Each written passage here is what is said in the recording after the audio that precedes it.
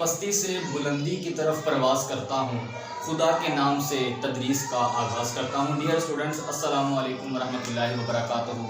आप देख रहे हैं चैनल एहसन टीच। इस चैनल में आपको इल्म के मुतालिक यानी स्टडी के मुतालिक वीडियो मिलेगी। इसमें जो एक प्रॉपर क्लास है वो 10th क्लास है। ठीक हो गया। 10th क्लास के बुक में है बायोलॉजी, आप देख सकते हैं बायोलॉजी लिखा हुआ है, बायोलॉजी है। इसमें हम जो पढ़ने लगे हैं चैप्टर नंबर 1 है, चैप्टर का नाम है गैसों का तबादला। ठीक हो गया।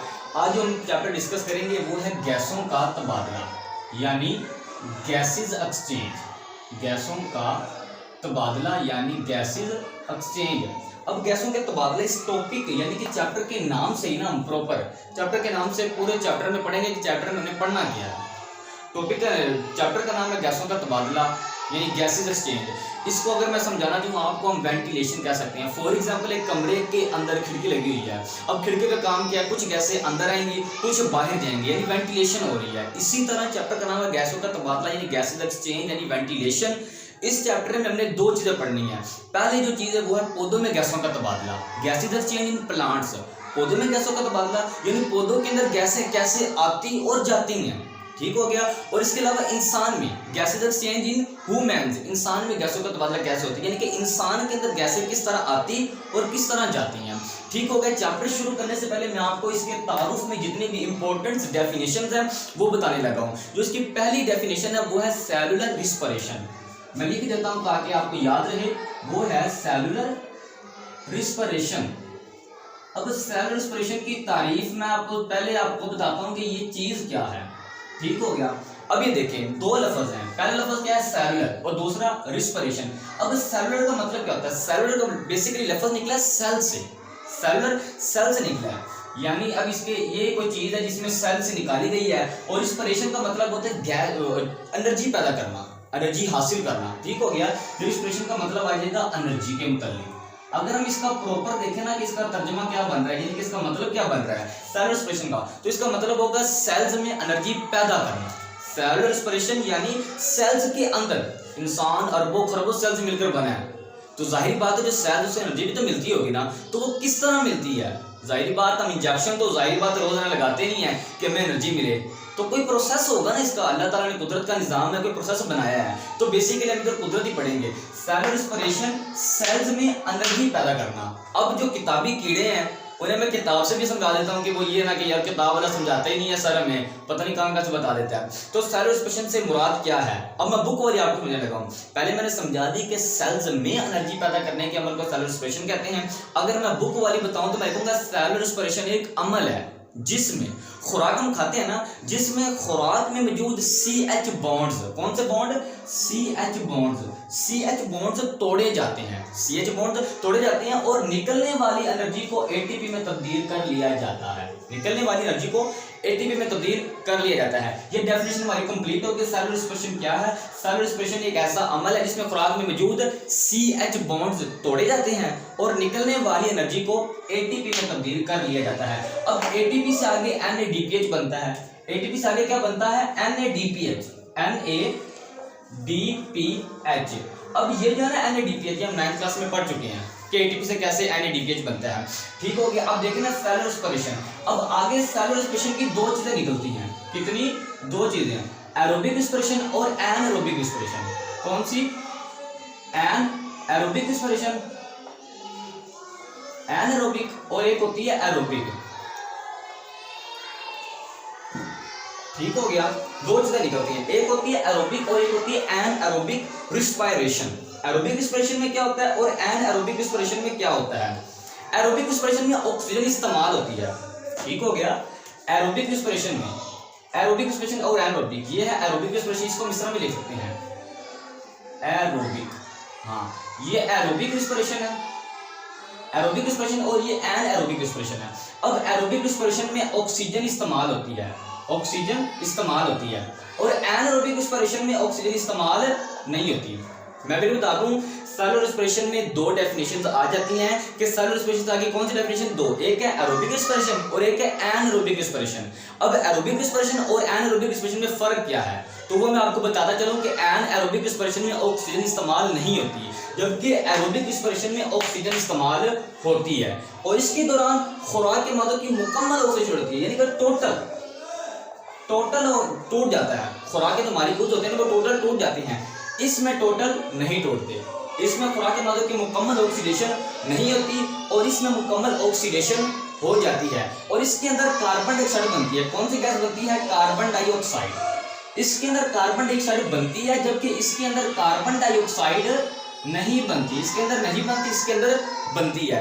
पहली डेफिनेशन हमारी कंप्लीट हो चुकी है। अब दूसरी डेफिनेशन की तरफ हम आते हैं।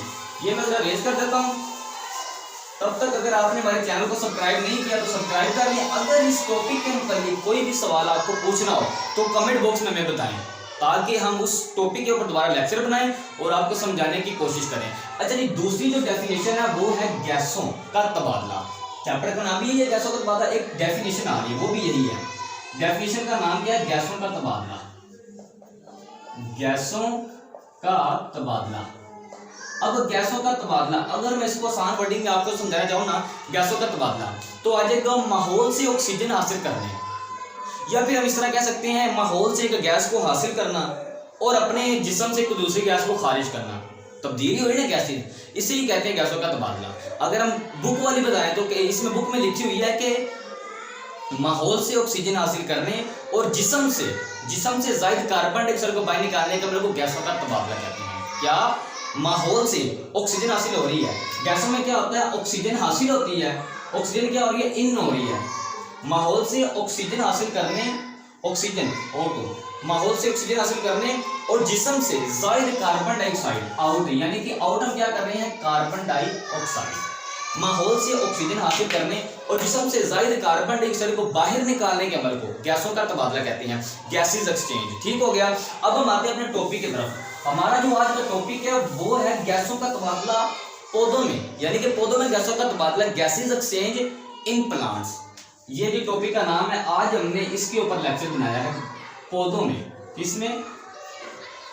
पौधों में गैसों का तबादला, गैसों का तबादला। अच्छा जी, पौधों में गैसों का तबादला। अब हमें ये पता है कि इंसान जो है ना, इंसान के अंदर एक मखसूस आर्गन है। फॉर एग्जाम्पल हमारे पास अपना मुंह है, नाक है, इसके जरिए हम गैसों का तबादला कर सकते हैं। हाथों के जरिए नहीं ना करते गैसों का तबादला, नाक और मुंह के जरिए गैसों का तबादला कर सकते हैं। यानी इंसान के पास मखसूस आर्गन है गैसों का तबादला करने के लिए। लेकिन पौधों में ऐसा कुछ भी नहीं है। पौधों के पास मखसूस आर्गन नहीं है, पौधों के पास मखसूस आर्गन नहीं है। पौधों का जो हर सेल है ना, हर सेल अपने तरीके से गैसों का तबादला करता है। इनमें कोई खास आर्गन नहीं है। पहली बात आप याद रखना कि खास आर्गन्स, कोई खास आर्गन्स नहीं है, इनके अंदर कोई खास आर्गन्स नहीं है। हर सेल अपने तरीके से गैसों का तबादला करता है। ठीक हो गया। हर सेल अपने तरीके से तबादला करता है, कोई खास आर्गन्स नहीं है, हर सेल अपने तरीके से तबादला करता है। लेकिन कुछ आर्गन्स का मैं आपको बताऊंगा कि वो किस तरह गैसों का तबादला करते हैं। कुछ आर्गन बताऊंगा कैसे अपने गैसों का तबादला करते हैं। अब जी पहली बात हमने इतनी मरतबा पढ़ा स्टोमेटा, स्टोमेटा, स्टोमेटा। अब मैं आपको बताऊंगा कि स्टोमेटा गैसों का तबादला करने में किस तरह मदद करते हैं।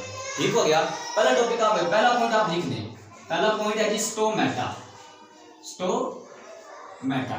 अच्छा जी, स्टोमेटा हमने पढ़ा था, ये सुराख होते हैं, पत्तों के अंदर होते हैं, तनों में भी होते हैं, बारीक बारीक सुराख होते हैं, इन्हें कहते हैं स्टोमेटा। अच्छा, स्टोमेटा कैसे काम करते हैं? तो मैं ये कर लगूं, पत्तों, एक पत्ता है ना, ये पत्ता है, ये पत्ता है हमारे पास, पत्तों और छोटी उम्र के तनों में, ये पौधा है प्रॉपर, ये इसका तना है, ये क्या है? ये उसका तना है, ये उसका हमारे पास तना है। पत्तों और छोटी उम्र के तनों में गैसों का तबादला कैसे होता है? तो पत्तों और छोटी उम्र के तनों में गैसों का तबादला होता है स्टोमेटा के जरिए। पत्तों और छोटी उम्र के तनों के एपिडर्मिस में, एपिडर्मिस होते हैं ना, बलाई एपिडर्मिस, जहरीन एपिडर्मिस, तो पत्तों और छोटी उम्र के तनों के एपिडर्मिस में स्टोमेटा मौजूद होते हैं। अगर कोई आपसे एमसीक्यू पूछता है या जो सवाल पूछता है कि स्टोमेटा होते कहाँ हैं, तो आप उससे एक बात तो ये बता सकते हैं जी, पत्तों और छोटी उम्र के तनों के एपिडर्मिस में स्टोमेटा मौजूद होते हैं। स्टोमेटा है क्या? ये सुराख है, यानी यहाँ पर भी ये सुराख है, यहाँ पर भी, यहाँ पर ये स्टोमेटा का सुराख है, यहाँ पर भी सुराख है, यानी कि पत्तों और छोटी उम्र के तनों के एपिडर्मिस में स्टोमेटा मौजूद होते हैं। इन सुराखों के जरिए पौधे माहौल के साथ गैसों का तबादला करते हैं। ठीक हो गया। स्टोमेटा की समझ आ गई है कि पत्तों और छोटी उम्र के तनों के एपिडर्मिस में स्टोमेटा मौजूद होते हैं। इन सुराखों के जरिए पौधे माहौल के साथ गैसों का तबादला करते हैं। पहला हमारा ये पॉइंट हो गया। अब दूसरा पॉइंट है एयर स्पेसिस। दूसरा कौन सा पॉइंट है? Air spaces. Air spaces. अब एयर स्पेसिस के नाम से ही हमें समझ आ रही है, एयर का मतलब क्या होता है, सारे जानते हैं हवा, और स्पेसिस स्पेस की जमा है, स्पेस यानी कि जगह, एयर स्पेसिस हवा की जगह। अब ये मैं बताता हूँ कि एयर स्पेसिस क्या कैसे यानी कि मदद करती हैं गैसों का तबादला करने में। तो एयर स्पेसिस एक पॉइंट है, उसके बाद समझाने लगा हूँ। पत्तों की एपिडर्मिस में, पत्तों की बलैया एपिडर्मिस के नीचे एक जगह होती है, एक जगह होती है जिसमें वो मदद करती है गैसों का तबादला करने में। अब बुक में लिखा हुआ है पत्तों के अंदरूनी सेल्स है ना, मेसोफिल सेल्स, पत्तों के अंदरूनी सेल्स यानी मेसोफिल सेल्स और तनों के सेल्स के मबैन खाली जगह यानी स्पेसिस मौजूद होती हैं। ये मैंने पत्ता बनाया था, मैंने रेज कर दिया, मैं दोबारा बनाता हूँ। ये पत्ता है हमारे पास। अब पत्तों के अंदरूनी सेल्स, ये पत्ते हैं ना, अब पत्तों के अंदर एक मेसोफिल सेल्स होते हैं जिन्हें कहते हैं पत्तों के अंदरूनी सेल्स। तो पत्तों के अंदरूनी सेल्स यानी मेसोफिल सेल्स, मेसोफिल, पत्तों के अंदरूनी सेल्स यानी मेसोफिल सेल्स और तनों के सेल्स के मबैन खाली जगह होती है जिन्हें एयर स्पेसिस कहते हैं। तो पत्तों के अंदरूनी सेल्स यानी मेसोफिल सेल्स और तनों के सेल्स के मबैन, तना पत्ते के साथ ही लगा होता है ना, तनों के सेल्स के मबैन खाली जगह यानी एयर स्पेसिस मौजूद होती हैं जो गैसों का तबादला करने में मदद करती हैं। एयर स्पेसिस की आई होप समझ आ गई होगी कि एयर स्पेसिस किस तरह मदद करती हैं। अब उसके बाद तीसरा पॉइंट है। अब तीसरा और चौथा पॉइंट मैं आपको इकट्ठा ही समझाऊंगा, वो है फोटोसिंथेसिस और रिस्पिरेशन। क्या है? फोटोसिंथेसिस और रिस्पिरेशन। फोटोसिंथेसिस और रिस्पिरेशन। अब ये चौथा और पांचवा पॉइंट, ये दो पॉइंट मैं आपको इकट्ठे समझाने लगा हूं टॉपिक, ये दो पॉइंट फोटोसिंथेसिस और रिस्पिरेशन। अब जो पत्तों के सेल्स होते हैं ना, अभी मैंने आपको बताया मेसोफिल सेल्स, पत्तों के सेल्स को ना दो मुख्तलिफ हालात का सामना करना पड़ता है। कौन कौन से हालात? एक दिन के वक्त और एक रात के वक्त, दो हालात होते हैं। ठीक हो गया? पत्तों के सेल्स को दो हालात का सामना करना पड़ता है। अब दिन और रात का, दिन में और रात में ये दोनों अमल होते हैं या नहीं होते, ये मैं आपको समझाने लगा हूं। और गैसों का तबादला इन दोनों के दौरान किस तरह होता है वो बताने लगा हूं। अच्छा जी, दिन के वक्त तो दोनों अमल होते हैं, दिन के वक्त दोनों अमल होते हैं। फोटोसिंथेसिस का भी अमल होता है और रिस्पिरेशन का भी अमल होता है। यानी फोटोसिंथेसिस क्या होती है? फोटोसिंथेसिस होती है कि पौधे खुराक पैदा करते हैं। फोटोसिंथेसिस का अमल दिन के वक्त भी हो रहा होता है और रात के वक्त भी हो रहा होता है। ये दोनों दिन के वक्त दोनों होते हैं, लेकिन रात के वक्त सिर्फ एक होता है। रात के वक्त कौन सा होता है? रात के वक्त सिर्फ सेलुलर रिस्पिरेशन होती है, सिर्फ सेलुलर रिस्पिरेशन होती है। अच्छा जी, ये गैस है ना, ये फोटोसिंथेसिस का अमल है। इसमें कौन सी गैस इस्तेमाल होती है? इसमें गैस इस्तेमाल होती है ऑक्सीजन। फोटोसिंथेसिस का जो अमल है ना, इसमें ऑक्सीजन इस्तेमाल होती है। जबकि जो सेलुलर रिस्पिरेशन का अमल है ना, इसके अंदर ये जो रिस्पिरेशन है इसके अंदर ऑक्सीजन इस्तेमाल होती है और इसके अंदर कार्बन डाइऑक्साइड इस्तेमाल होती है, ये और ये। ठीक हो गया? फोटोसिंथेसिस के अंदर कार्बन डाइऑक्साइड इस्तेमाल होती है। अब फॉर एग्जांपल दिन के वक्त तो दोनों अमल हो रहे हैं, दिन के वक्त दोनों अमल हो रहे हैं, यानी फोटोसिंथेसिस में जो कार्बन डाइऑक्साइड इस्तेमाल होती है ना, कार्बन डाइऑक्साइड इस्तेमाल होती है, वो कहां से आती है? वो ये पैदा करते हैं, यानी कि ये पैदा करते हैं कार्बन डाइऑक्साइड और इस्तेमाल करते हैं ऑक्सीजन को। ठीक हो गया? जबकि जो फोटोसिंथेसिस है ये इस्तेमाल करते हैं कार्बन डाइऑक्साइड को और पैदा करते हैं ऑक्सीजन को। ये पैदा करते हैं, ये इस्तेमाल करते हैं। ठीक हो गया? मैं दोबारा बता देता हूँ, फोटोसिंथेसिस और रिस्पिरेशन एक अमल है। ये कौन सा अमल है वो मैं आपको बताने लगा हूँ। अब ये देखें, ये पॉइंट है, ये इसका पॉइंट है, और ये पॉइंट है, ये इसका पॉइंट है। अच्छा जी, अब ये देखें, फोटोसिंथेसिस और रिस्पिरेशन एक पौधों में होने वाला अमल है। अब अगर हम देखें दिन के वक्त, तो ये दोनों अमल होती हैं, दिन के वक्त ये दोनों होती हैं। यानी कि अगर फोटोसिंथेसिस में जो पैदा हो रही है ना ऑक्सीजन पैदा हो रही है, तो वो सेलुलर रिस्पिरेशन में इस्तेमाल हो रही है।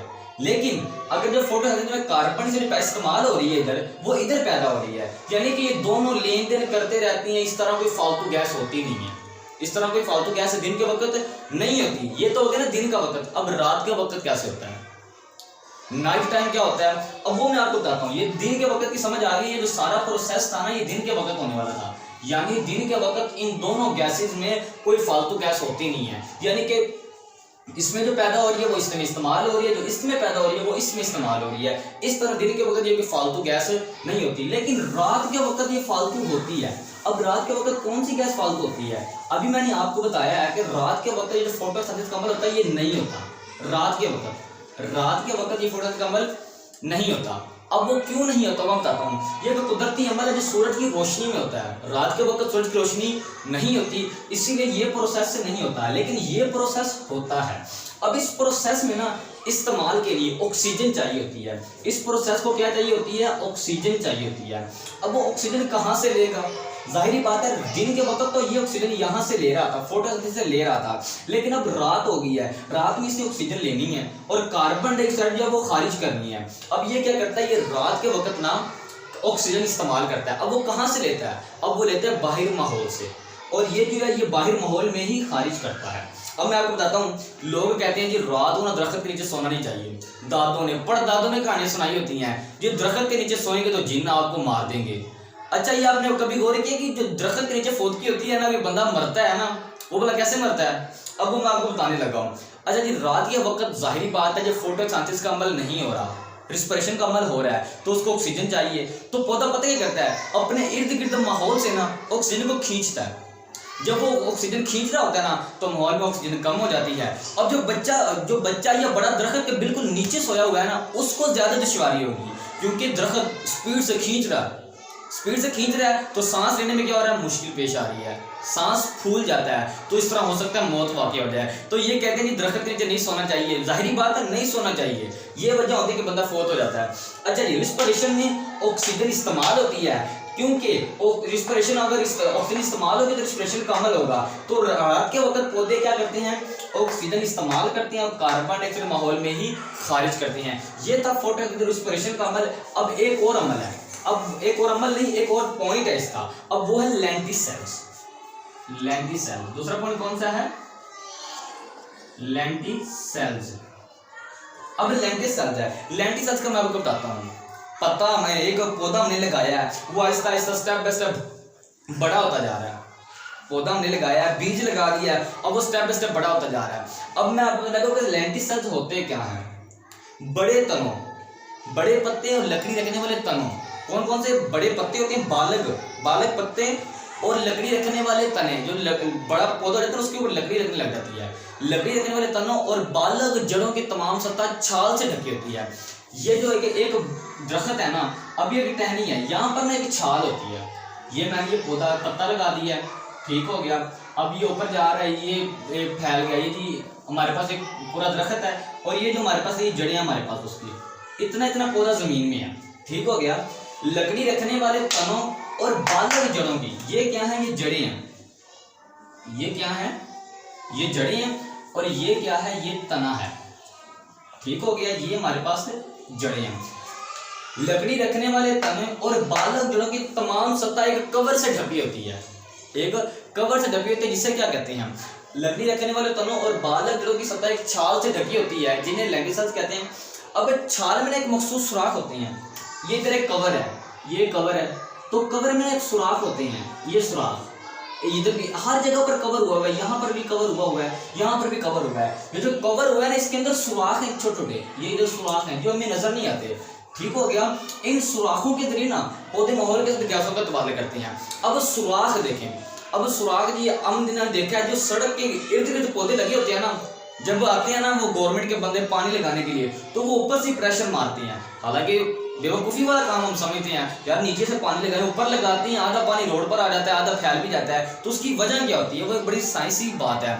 अब देखें, जब रोडिंग यानी कि रोड चल रहा है, ऊपर उसके गाड़ियाँ जा रही हैं आ रही हैं, तो मिट्टी उड़ रही है, गिरदों गुबार उड़ के ना पौधों के ऊपर बैठ जाते हैं, जो इर्द गिर्द पौधे लगे होते हैं, पत्तों के ऊपर, उनके तनों के ऊपर, तो लेंटिसेल्स बंद हो जाते हैं। लेंटिसेल्स क्या हो गया? बंद हो गए, इनके सुराख बंद हो गए हैं। तो गैस बाहर कैसे निकलेगी? जब गैस बाहर नहीं निकलेगी तो पौधा बढ़ ही नहीं सकेगा। तो इसीलिए वो जब आते हैं तो ऊपर से पानी लगाते हैं, ताकि जो लेंटिसेल्स बंद हो चुके हैं ना वो खुल जाए, ठीक हो गया। लेंटिसेल्स की समझ आ गई। अब लास्ट पॉइंट रह गया, अब वो है रूट्स। क्या है? रूट्स यानी जड़ें। अब जड़ें किस तरह गैसों का तबादला करती हैं? क्या? अब जड़ें किस तरह गैसों का तबादला करती हैं? अच्छा जी, जड़ें जो होती हैं, कुछ पौधे होती हैं, आबी पौधे जिन्हें हम कहते हैं, फॉर एग्जाम्पल कैक्टस, आबी पौधा है, तो ठीक हो गया। इस तरह जो पौधे पानी में रहती हैं, हर वक्त पानी में रहती हैं, वो किस तरह गैसों का तबादला करती हैं? वो अपनी जड़ों के जरिए गैसों का तबादला करती हैं। आबी पौधे जड़ों के जरिए गैसों का तबादला करते हैं। वो किस तरह? अब जो जड़ें हैं ना वो पानी में है। अब वो पौधे पता क्या करती हैं? पानी में ही ना ऑक्सीजन हासिल कर लेती हैं, जड़ों के जरिए पानी से ऑक्सीजन हासिल कर लेती हैं और कार्बन डाइऑक्साइड पानी में ही खारिज कर देती हैं। यानी जड़ें भी गैसों का तबादला करने में मदद देती हैं। अगर कोई आपसे पूछता है कि जड़ों के जरिए कैसे गैसों का तबादला होता है, तो आपने बताना है कि कुछ आबी पौधे कुछ नहीं, सारे आबी पौधे जितने भी आबी पौधे हैं वो इसी तरह जड़ों के जरिए माहौल से नहीं बल्कि पानी से, जड़ों के जरिए पानी से ऑक्सीजन ले रही होती हैं और पानी में ही कार्बन डाइऑक्साइड गैस खारिज कर रही होती हैं। अब ये हमारे पास हो गया एक पूरा टॉपिक। अब टॉपिक जो हमने पढ़ा है ना वो था 10.1, ये हमारा टॉपिक था 10.1। अब इसके आगे अगर आप देखेंगे ना एक डायग्राम बनी हुई है। अब वो मैं आपको डायग्राम बनाकर दिखाता हूँ, उसमें उन्होंने क्या क्या समझाया है, ठीक हो गया, ताकि वो भी आपको समझ आ जाए। ये ना हो गया आपके जो टॉपिक तो समझा दिया, डायग्राम का बताया ही नहीं है, तो वो भी मैं आपको बना के दिखा देता हूँ। अच्छा जी, हमारे पास ये डायग्राम बन चुकी है। अगर आपने ये डायग्राम देखनी होगी तो पेज नंबर है 3, ये डायग्राम बनी हुई है। मैं ये आपको लेबल करके समझाने लगा हूँ। अब ये जो चीज़ है ना ये वाली, इसे कहते हैं क्विटिकल। क्या चीज़ है ये? क्विटिकल है। अब इसका क्या काम है? पत्तों और छोटी उम्र के तनों में गैसों का कुछ तबादला एपिडर्मिस के ऊपर क्विटिकल के जरिए होता है। ये क्या है? ये एक क्विटिकल है, ठीक हो गया। ये क्या है? ये क्विटिकल है। क्विटिकल का काम पता चल गया है। पत्तों और छोटी उम्र के तनों के एपिडर्मिस के ऊपर मौजूद क्विटिकल के जरिए पौधे गैसों का तबादला करते हैं। क्विटिकल हो गया। अब ये जो है ना ये है एपिडर्मिस। कौन सी एपिडर्मिस है? बलाई एपिडर्मिस। ये बलाई एपिडर्मिस है। और ये जो है ना ये ज़ेरी एपिडर्मिस है, नीचे वाली, ठीक हो गया, ये ज़ेरी एपिडर्मिस है। अब उसके बाद ये जो है ना ये मेसोफिल सेल्स हैं। ये क्या है? ये मेसोफिल सेल्स हैं, ठीक हो गया। ये मेसोफिल सेल्स हो गए हैं। अब उसके बाद ये मैंने आपको बता दिया कि ज़ेरीन एपिडर्मिस है।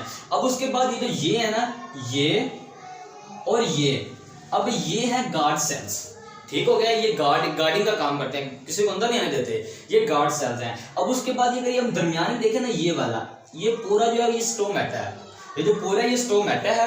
अब उसके बाद ये और ये गार्ड सेल्स हो गए, ये स्टोमेटा हो गया। अब इनके जरिए हवा अंदर दाखिल होती है और हवा बाहर निकलती है। इन स्वापों के जरिए देखें, यहाँ से हवा अंदर दाखिल होगी और यहाँ से बाहर भी निकल गई। अब कुछ मॉलिक्यूल्स क्या कर रहे हैं? हवा को बाहर निकाल रहे हैं और कुछ मेसोफिल सेल्स हवा को अंदर कर रहे हैं। ये पूरी डायग्राम थी, लेबल हो चुकी है। आई होप कि आपको हमारा लेक्चर समझाना, लेक्चर डिलीवर करना अच्छा लगा होगा। अगर अच्छा लगा हो तो लाइक कीजिए, शेयर कीजिए और कमेंट बॉक्स में जरूर अंदाज़े बयां अगरचे बहुत शौक नहीं, लेकिन शायद के उतर जाए तेरे दिल में मेरी बात।